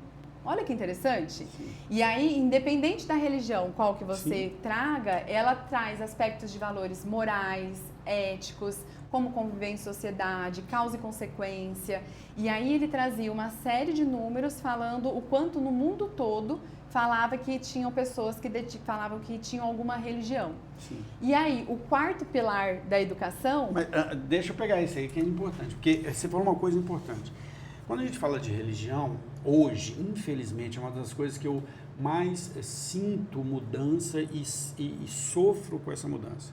Eu sempre disse que o Brasil sempre foi muito sincrético com a religião, né? O sincretismo religioso. Aquela história assim, você pega a lavagem da escadaria do Senhor do Bonfim, é uma festa do candomblé que acontece na Igreja Católica. Isso sempre aconteceu na igreja e na cultura brasileira, o respeito pela religião do outro. De uns anos para cá, a gente, e isso tem a ver com redes sociais, bolhas de opinião, uma série de outras coisas, a gente começou a ver um radicalismo religioso que não existia no Brasil antes. Eu já ouvi de empresas, a pessoa fala assim, ó, tem que separar pessoas em turnos da indústria por religião, que senão dá confusão. Nossa. O que é uma coisa absurda no Brasil, que sempre foi sincrético nesse sentido. Mas é o que você falou, não é qual religião. O importante é o que é uma religião. Ela te dá valores, ela te dá uma base moral, né? Ela te ensina muita coisa, ela é uma das principais redes de relacionamentos que a gente tem. A primeira rede de relacionamento que a gente tem é a família. A segunda provavelmente vai ser a igreja. Sim. Né? Independente de qual for, e lá a gente tem normas de convivência, né? Tem uma série de fatores que é trabalhado ali. Só fazendo um gancho do que você trouxe, a gente vive num momento no mundo de muito extremismo. Sim. Ou você é isso ou você é aquilo. Não existe o meio. Não existe o meio. E isso é uma das chaves importantes para a gente trabalhar, porque vai cair no quarto pilar, que é onde a gente entra aqui com o nosso trabalho. O quarto pilar, se não está dando certo a família, não está dando certo a escola, não está dando certo a religião, isso assim entre aspas, tá, gente? Sim. Colocando assim no cenário de que está diminuindo, né? A gente vê um nível de qualidade sim. menor, ou de participação, no caso da religião, vamos pegar esse aspecto. Qual que é o quarto pilar? São as empresas. Então, esse pessoal aqui vai cair dentro da empresa e a empresa passa a ter que ser vista como um grande processo educacional. Porque eu falo muito nos meus treinamentos, não existe catraca mágica. Se a sua empresa acha que vai contratar um consultor para poder ir lá dar um treinamento e a partir do dia seguinte todo mundo vai entrar alegre, feliz, comemorativo, uma pílula, humilde, né? Uma pílula, não existe isso. O mundão aberto, aí fazendo uma analogia aos videogames, né? A gente tem um mundo aberto. O mundo aberto de hoje, a gente vê uma perda de valores significativamente, onde está tudo sendo conversado dentro desse podcast hoje. Sim. Né? Uma grande parte sendo trazido aqui, mas ainda tem muito a ser falado. Então, se a gente tem uma sociedade onde existe um maior egoísmo, cada um por si, conflitos, extremismos, radicalismo, ou então alguns valores morais ali diminuídos, quando essa pessoa entra no mundo corporativo, ninguém tem uma catraca mágica que todo mundo vai ser diferente. Pelo contrário. Se criou um mito, né, que é assim, olha, você quando chega na empresa você tem que desligar a tecla da sua vida pessoal e quando você vai para casa você desliga a tecla da... Não existe isso, nós somos uma pessoa só. Você traz as suas questões pessoais para a empresa e você traz as suas questões profissionais para a família. E esse tema discutido pela arte através da série Ruptura. Você já assistiu? Sim.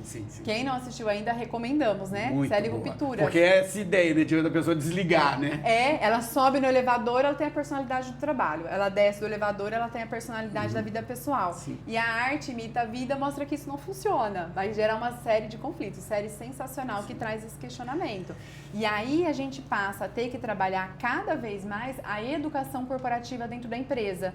Porque se dentro desse lugar nós temos essa missão, esses valores, essa cultura de excelência para com o meu colaborador, para com o meu cliente, para com a relação externa e interna entre as pessoas de convívio, eu preciso ensinar isso aqui dentro, porque não vem naturalmente. Sim. Eu sempre Aliás, trabalhei. vem ao contrário, vem uma divisão, vem um julgamento, vem uma pessoa que viveu durante a sua vida numa sociedade que está dizendo para ele o contrário do que a gente quer.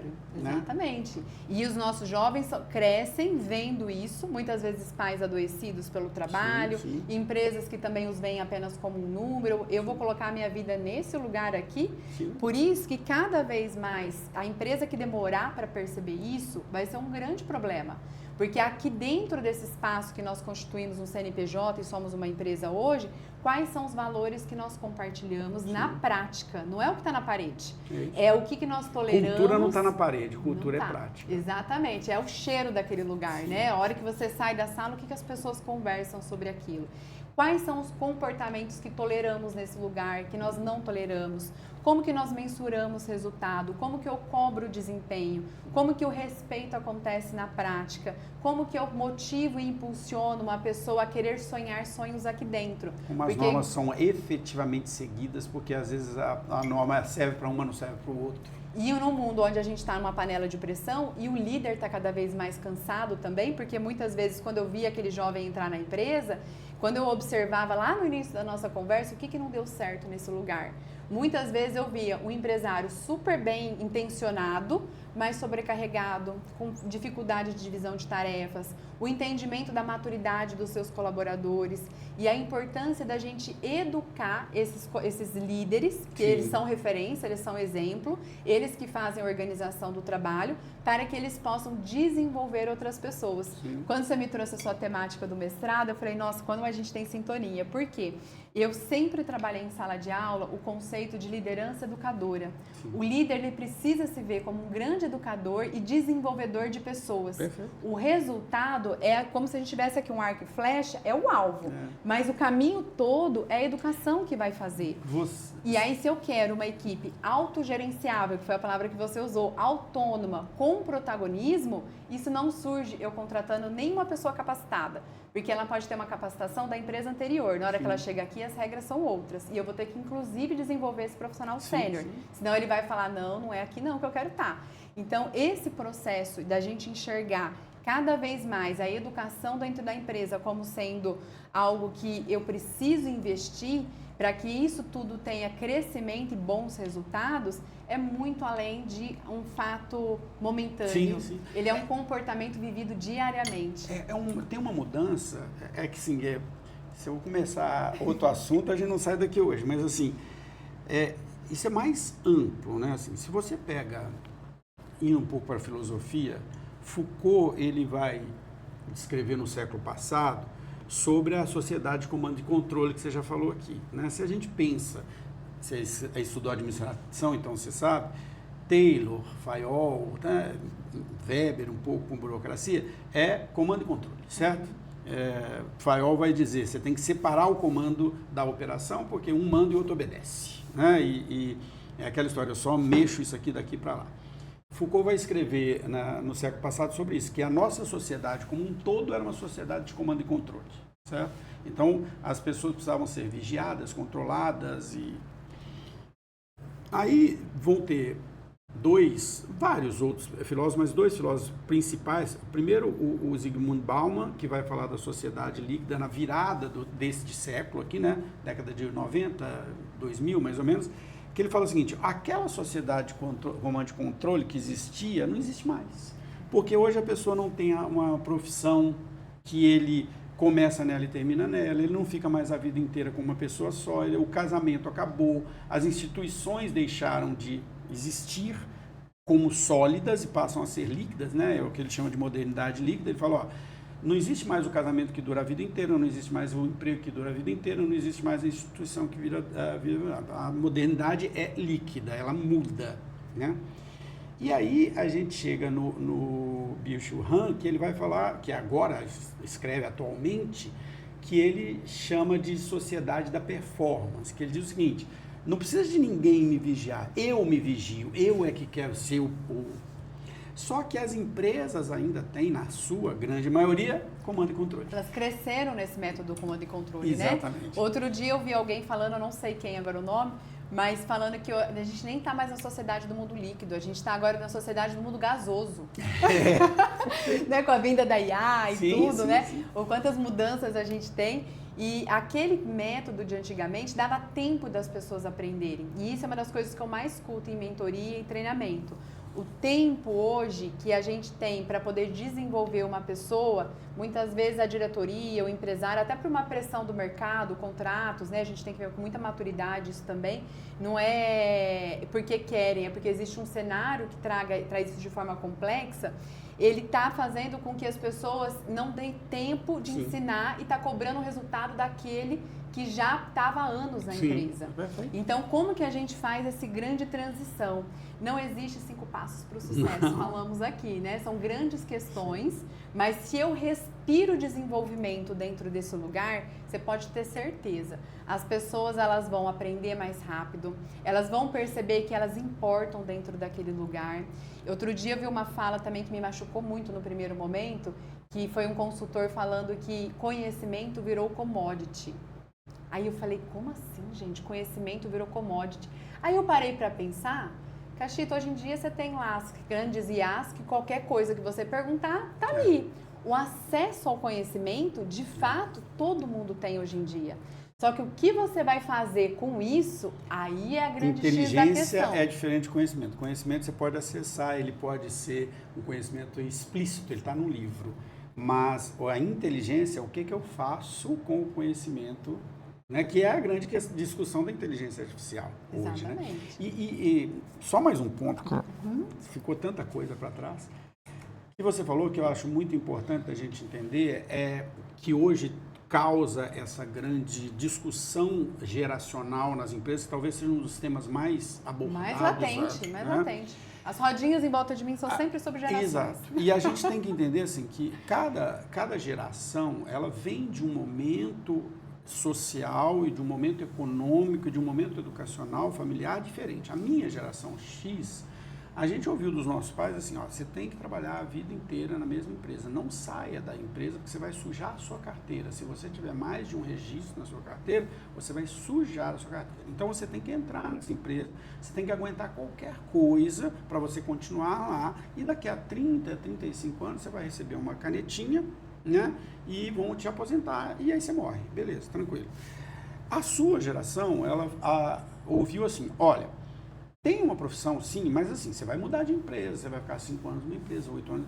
Você com 42 anos ter ficado 18 anos numa empresa não é normal na sua geração. Um jovem já olha e fala, nossa, quanto tempo que ela ficou lá, e tá tudo bem. Mas a geração Y passou por isso, né? 5 anos no emprego, 3 anos, o que foi falado para ele? Tenha uma profissão, mas é importante que você passe por várias empresas, porque você vai conhecer culturas diferentes, isso vai te enriquecer como pessoa e tal coisa.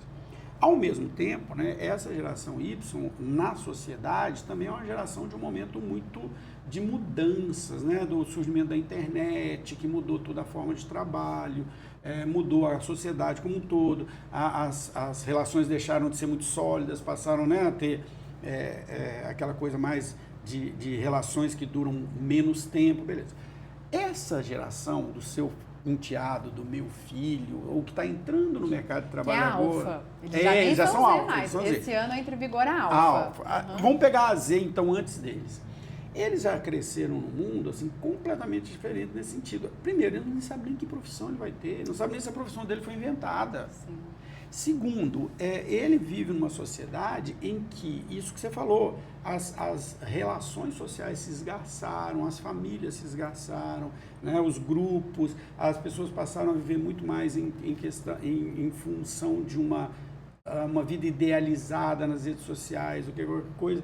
E ele, mais importante, você falou isso aqui, ele viu o pai dele, a mãe dele, adoecer por causa de um trabalho. Ele não quer isso. Ele não enxerga o trabalho dessa forma. Ele não enxerga como primeiro o trabalho, depois a diversão.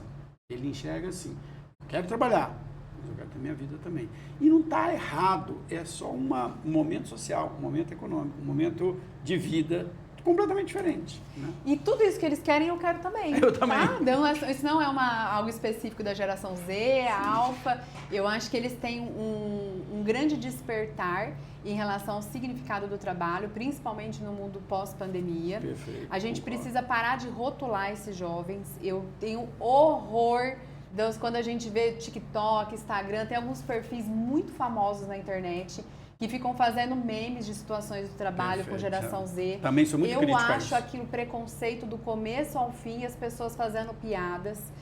Primeira coisa, para eu deixar de ter preconceito sobre algo, eu preciso conhecer sobre aquilo. Aí, Cachito, eu já vou te fazer mais um elogio aqui, porque você falou que quando começou a trabalhar com uma equipe de 300, muita diversidade geracional, o que você fez? Foi lá comprar um livro para poder estudar sobre o tema, porque a partir disso eu vou conseguir me relacionar melhor. E depois fui fazer um MBA por isso. Por isso, aí esse é o convite que a gente faz para as pessoas que estão aqui. Estudem sobre isso, leiam sobre isso, conheçam as características desses jovens. Eu nunca me esqueço uma vez que o Francisco, meu enteado, ele tinha 11 anos de idade, era um sábado, de manhã, a gente estava tomando um café da manhã, e ele na mesa, ele não deve lembrar disso, mas ele na mesa, meu marido é professor, então a gente fala muito sobre jovens, né? E eu trabalho com carreira há muitos anos. Francisco para e faz uma pergunta assim para mim. Ô tio, ele me chama de tio. Ele falou assim, ô tio, eu tenho ouvido que os jovens, eles são muito fracos, que eles não querem saber de nada com nada. O que você acha sobre isso? Aí eu falei assim, nossa, gente, olha que coisa profunda. Sim. Porque eles estão ouvindo falar sobre eles. E que bom que ele se sentiu seguro o suficiente para poder me perguntar, para saber qual era a minha opinião sobre isso. E aí, obviamente, desconstruir isso com ele, porque existem muitas juventudes, existem muitas gerações. Ou você falando que na sua época, a geração X, você estava tendo problema com a geração Y. Agora, a geração Y com a geração Z, eu rodo esse Brasil. Só esse ano, Cachito, eu tive em 7 estados dando treinamento. Assim, Deus tem sido bom demais comigo. E aí, a gente falou lá no começo do poder do networking, da qualidade, do nome. Eu nunca fiz propaganda do meu trabalho. Sim. Desde que eu saí do CIE, eu anunciei, mantenho as minhas redes sociais fazendo o quê? Vídeos curtos, porque é obrigatório hoje em dia o empreendedor, né? Sim. Vídeos curtos sobre um tema, tenho uma dificuldade enorme, mas estou fazendo. Eu não consigo. Nossa, eu estou trabalhando em mim e você pode perceber que eu sou uma pessoa de falas longas. Sim. Mas na internet você tem que falar até 90 segundos. E isso pra mim é muito difícil. A social media que trabalha comigo lá, Fabíola, você tem que fazer menor, você tem que pegar a pessoa nos 3 segundos. Ai, gente, o que eu faço? Eu tenho que bater na caixinha. Nossa, você dá aula, você tem estúdios, por que você não faz? Porque eu não sei fazer isso. É difícil, mas é uma habilidade que nós temos que aprender, né? Como empreendedores, hoje tem que estar na rede.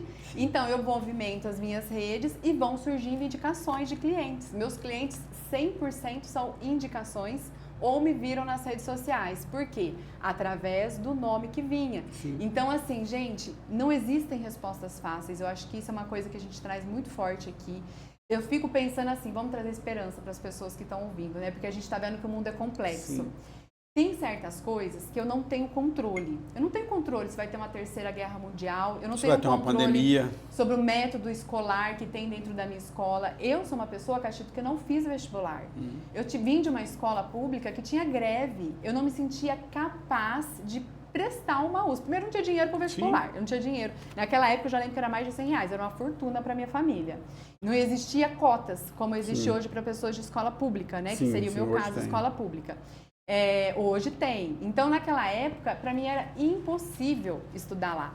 E eu ainda tenho um episódio na minha vida que a primeira vez que eu tentei fazer mestrado foi dentro da FEA. Eu sofri uma ação de preconceito dentro da escola porque eu vim de uma faculdade particular. Sei como e é. eu tinha um Passei projeto, pela mesma coisa. Eu tinha um projeto social, ambiental na época, que me abriu portas com uma professora específica. E ela falou assim, Fabiola, você vai entrar no grupo de estudos que eu vou orientar você.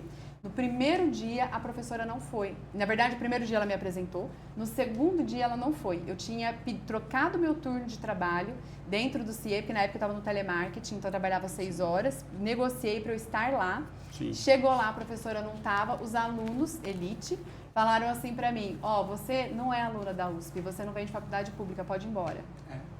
Não, quê? E você quer ver uma outra coisa? Pode ir embora. Eu caí de moto, tremendo. Fizeram isso comigo 2 vezes.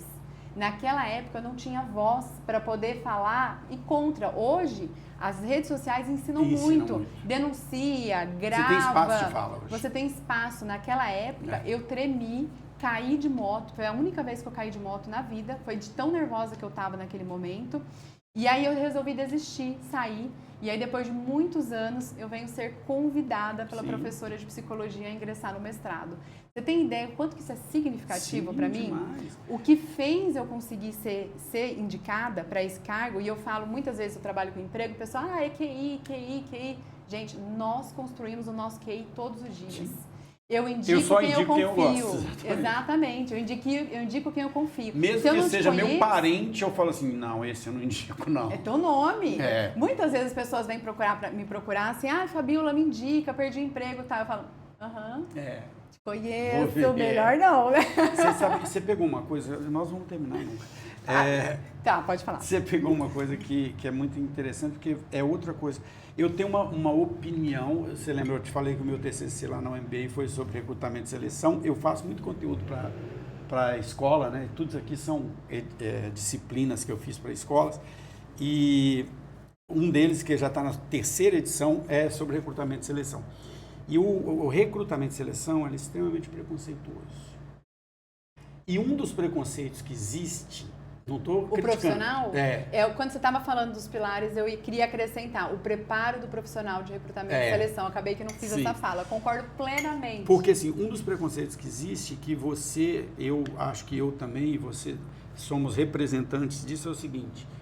O aluno da USP ou da escola pública, da universidade pública, não necessariamente é melhor do que o aluno, do que o egresso da escola privada. Eu também fui estudar. Eu fui estudar com 28 anos de idade, foi quando eu pude estudar. Né? Quando eu pude fazer uma faculdade, foi com 28 anos de idade. Eu não tinha dinheiro para isso. Eu era repositor de supermercado, eu fui vendedor.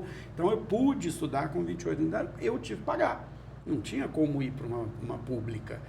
E não existe um preconceito de dizer, não, se ele veio da pública, ele é bom. Se ele veio da particular, ele é ruim. Não é. Né? Existem pessoas e pessoas, independente das experiências que ele tem. A pessoa que constrói essa... Né? Concordo plenamente. É a pessoa que constrói. Existem, sim, fatores externos que podem facilitar ou dificultar. Eu falo que cavalo selado passa para todo mundo, mas você tem que estar preparado para ver a oportunidade e conseguir subir no cavalo. Então, assim, por isso a importância, por isso aquela frase que eu falei, vamos trazer esperança, né? Eu não tenho controle sobre muitas coisas que estão acontecendo. Se vai ter guerra, se vai ter uma crise econômica, se um político vai ganhar o outro, e a gente não tem controle sobre isso. O que eu tenho controle e o que eu posso fazer a partir disso. É sobre isso a vida. Sim. Então, eu sei que num mundo desafiador, que muito IA, com muita coisa que está acontecendo, eu preciso me fortalecer. E como que eu me fortaleço?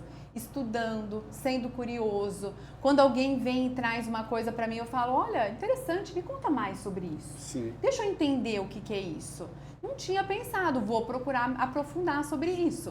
Vou criar relações fortes, e porque senão as coisas vão passando e a gente tá naquela espectador, né? Assim, às vezes eu fico lá nas redes sociais, que eu também uso, obviamente, mas eu ponho um despertador lá, 1 hora ao longo do meu dia, de pouquinho em pouquinho, depois eu não pego mais. Porque vai me dando uma agonia de que, assim, gente, o que isso está somando para mim? Acredito no descanso. Eu acho que ela é deprimente, porque parece que todo mundo é rico, feliz, alegre, satisfeito, feliz, lindo. Você tem que escolher o que você vê, senão o seu copo fica muito vazio, Sim. né?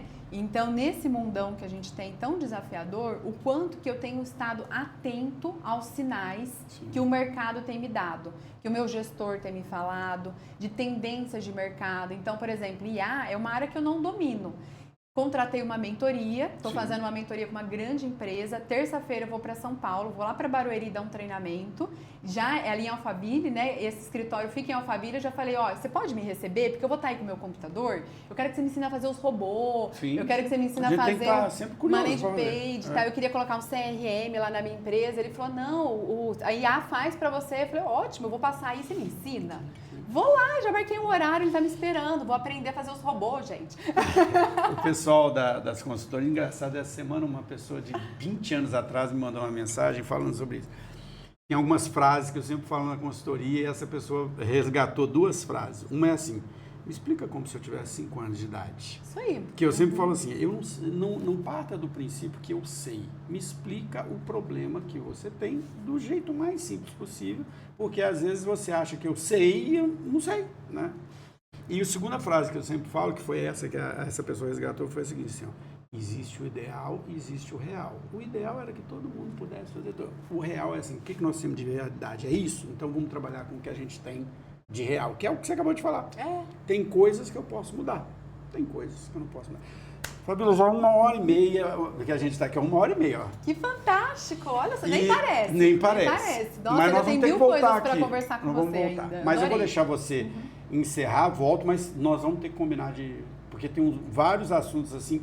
Por exemplo, você falou da questão da psicologia no RH. Eu tenho uma visão sobre, não quero começar outro assunto, eu tenho uma visão do RH que é o seguinte, o RH, diferente da área, por exemplo, comercial, que você tem uma especialização no comercial, logística, o RH, você tem vários profissionais diferentes. No DP você vai ter o contador, você vai ter o advogado, no recrutamento e seleção você vai ter o psicólogo, no treinamento e desenvolvimento você vai ter o educador, você vai ter o pedagogo, você vai ter o andragogo.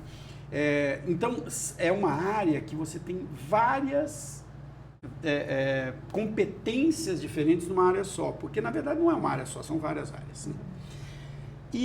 Mas eu vejo, isso eu queria perguntar, mas vai ficar para a próxima, que é a seguinte, muitas vezes eu vejo muita gente vindo de psicologia, vindo de direito, vindo de coisa e caindo no RH, mas sem ter a preparação do que é o RH. RH é muito mais amplo do que simplesmente um ponto de vista, né? A gente tem que ter. E eu queria conversar depois com você, nós vamos falar só sobre isso. Sobre como o psicólogo acaba entrando para o RH, ele tem que aprender as coisas do zero, né? Porque ele não teve essa formação. E ele vai ter que aprender a visão de negócio daquela empresa, qual que é a estratégia, porque muitas vezes o RH fica no cuidar das pessoas, e é o caminho mesmo, o cuidar das pessoas, mas voltado à estratégia organizacional. E muitas vezes não, acho que até recentemente o RH foi colocado nessa cadeira de ser um burocrata, de cumprir um processo, mas que muitas vezes a diretoria, o proprietário, via como sendo algo oneroso. Apesar disso, eu ainda vou ter que lidar com o RH. E agora a gente vê uma virada de jogo gigantesca, onde o RH estratégico, ele passa a ser primordial dentro de uma empresa. Mas eu preciso fortalecer a mentalidade das pessoas que estão nessa área, porque uma empresa é feita de pessoas, não de um CNPJ. CNPJ é um documento frio. As pessoas que constroem, para que elas possam falar não, para que elas possam falar de números, para que elas possam falar de retorno sobre o investimento que foi colocado naquilo, para que ela possa assumir o seu papel de protagonismo na estratégia organizacional. Mas ele precisa conquistar esse espaço, porque ele não vem naturalmente, como por exemplo para um financeiro. O financeiro vem naturalmente, porque ele que vai pagar as contas no final das contas. O RH que vai pôr as pessoas, mas ainda existe aquele, o RH. Então, não, a gente precisa mudar essa mentalidade, não só do executivo, como do RH, Sim. que é acho que é essa grande beleza, jornada que o RH tem, que é cuidar de gente e gestão, que muitos departamentos já viraram esse nome, gestão, já perdeu aquela nomenclatura. Recursos humanos é o pior nome da face da Terra. Ele é bem antigo, né? Bem antigo, porque gente, a gente é visto como recurso, né? Isso, e ele foi construído dessa forma, por isso que a gente precisa mudar essa mentalidade, para que esse profissional de RH se veja como sendo articulador, estratégico, como falar de gestão, como falar de pessoas, né? Como falar de gente, gestão, eu gosto muito dessa nomenclatura, né? DHO, desenvolvimento humano e organizacional, tá ali junto, eles caminham juntos sobre isso. Se você prestar atenção nisso que você falou, se você pega uma empresa, o desenvolvimento de uma empresa, o crescimento de uma empresa, ela já começa, claro, sempre com uma área comercial. Daí a pouco ela vai ter que ter lógico, uma área financeira, são as duas primeiras, não existe sem isso, né? Daí a pouco ela, tá bom, então tem que ter uma operação também, então tem uma operação. Aí daí a pouco ela fala assim, tem que ter contabilidade, tem que ter um estoque, a logística, tal coisa. RH vem lá depois. Quando a estrutura está muito grande. Isso. E normalmente assim, o RH começa pelo DP. Por quê? Porque primeiro eu tenho pouco funcionário, eu deixo o pessoal da contabilidade fazer a folha de pagamento. Aí quando eu tenho muito funcionário, eu falo, não, agora eu tenho que ter a folha de pagamento. Eu começo pelo DP. E por isso, a Jaciane fala muito isso, né? Na nossa região, não estou dizendo que é só aqui, mas em geral, nas cidades do interior, os RHs ainda são muito operacionais, né? Ainda é aquele RH, e não estou criticando, é um papel do RH.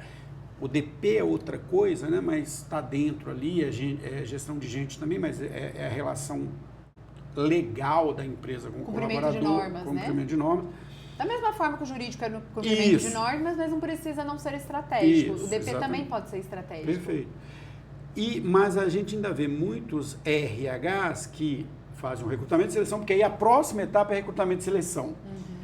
E fica aquela história, não estou criticando, é uma parte importante, mas aquela história de fazer o Setembro Amarelo, o Outubro Rosa, isso, aquilo, e não está na reunião de estratégia, não está olhando para a estratégia da empresa, porque nem é dado esse espaço para o RH, muitas vezes. Chega, porque senão a gente não sai daqui hoje. Tem mais coisas para falar sobre isso. Se despeça aí, a gente marca mais um, porque tem muita coisa pra gente falar. Foi sensacional. Muito obrigada, Cachito, por ter essa oportunidade de conversar com você sobre assuntos tão relevantes.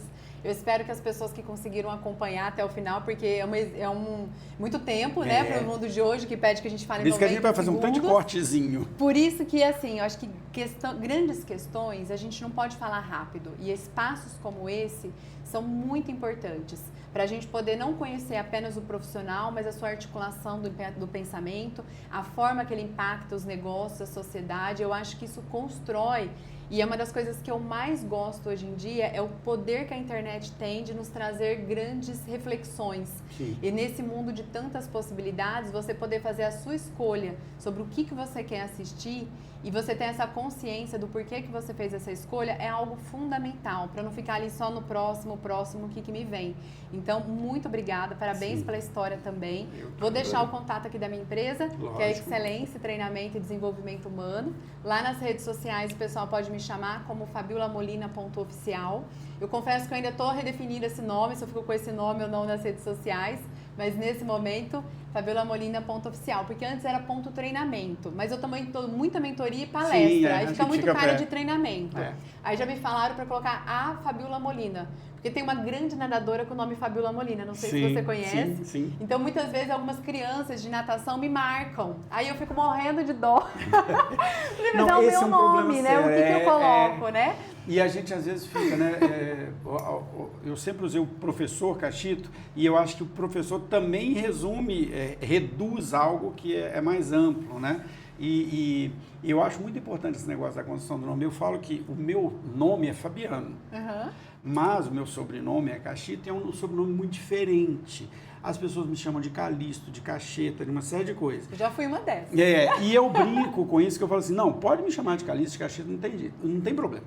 vai ter um dia que você vai aprender que é cachito. E aí você nunca mais vai esquecer. Verdade. Porque como é um nome difícil, daqui a 10 anos as pessoas vão, ô cachito, o cachito eu conheço. Então, virou minha marca. Eu falo que eu sempre chego nos lugares, me apresento como Fabiano, mas eu viro cachito. Porque as pessoas vão começando a me chamar. E é o nome forte, o nome forte, isso. Ele acaba criando essa marca. Bom, vou dizer o seguinte, né? Eu estou aqui no episódio 130 e eu sempre tento manter um padrão assim de mais ou menos 1 hora, porque é o que você falou.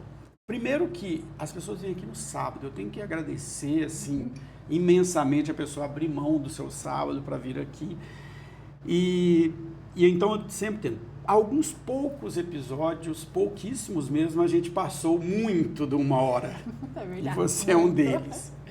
E ainda tem espaço para muita coisa aqui. A Fabíola, como eu disse, né, conheci o nome Fabíola Molina, várias pessoas falando dele o tempo todo. Nós nem falamos do GEP, nem falamos do... Meu programa de educação para carreira nas escolas. Então você volta aqui, vamos certeza, combinar para a gente falar dessa outra parte? Agora eu já te conheço, você me conhece, a gente fala só dessas coisas. Mas é aquilo, né? Assim, realmente é uma pessoa que a fama ela não acontece do nada, né? O nome ser reconhecido no mercado da nossa região e cada vez maior significa que é uma construção. Eu sempre acredito que nada vence o trabalho.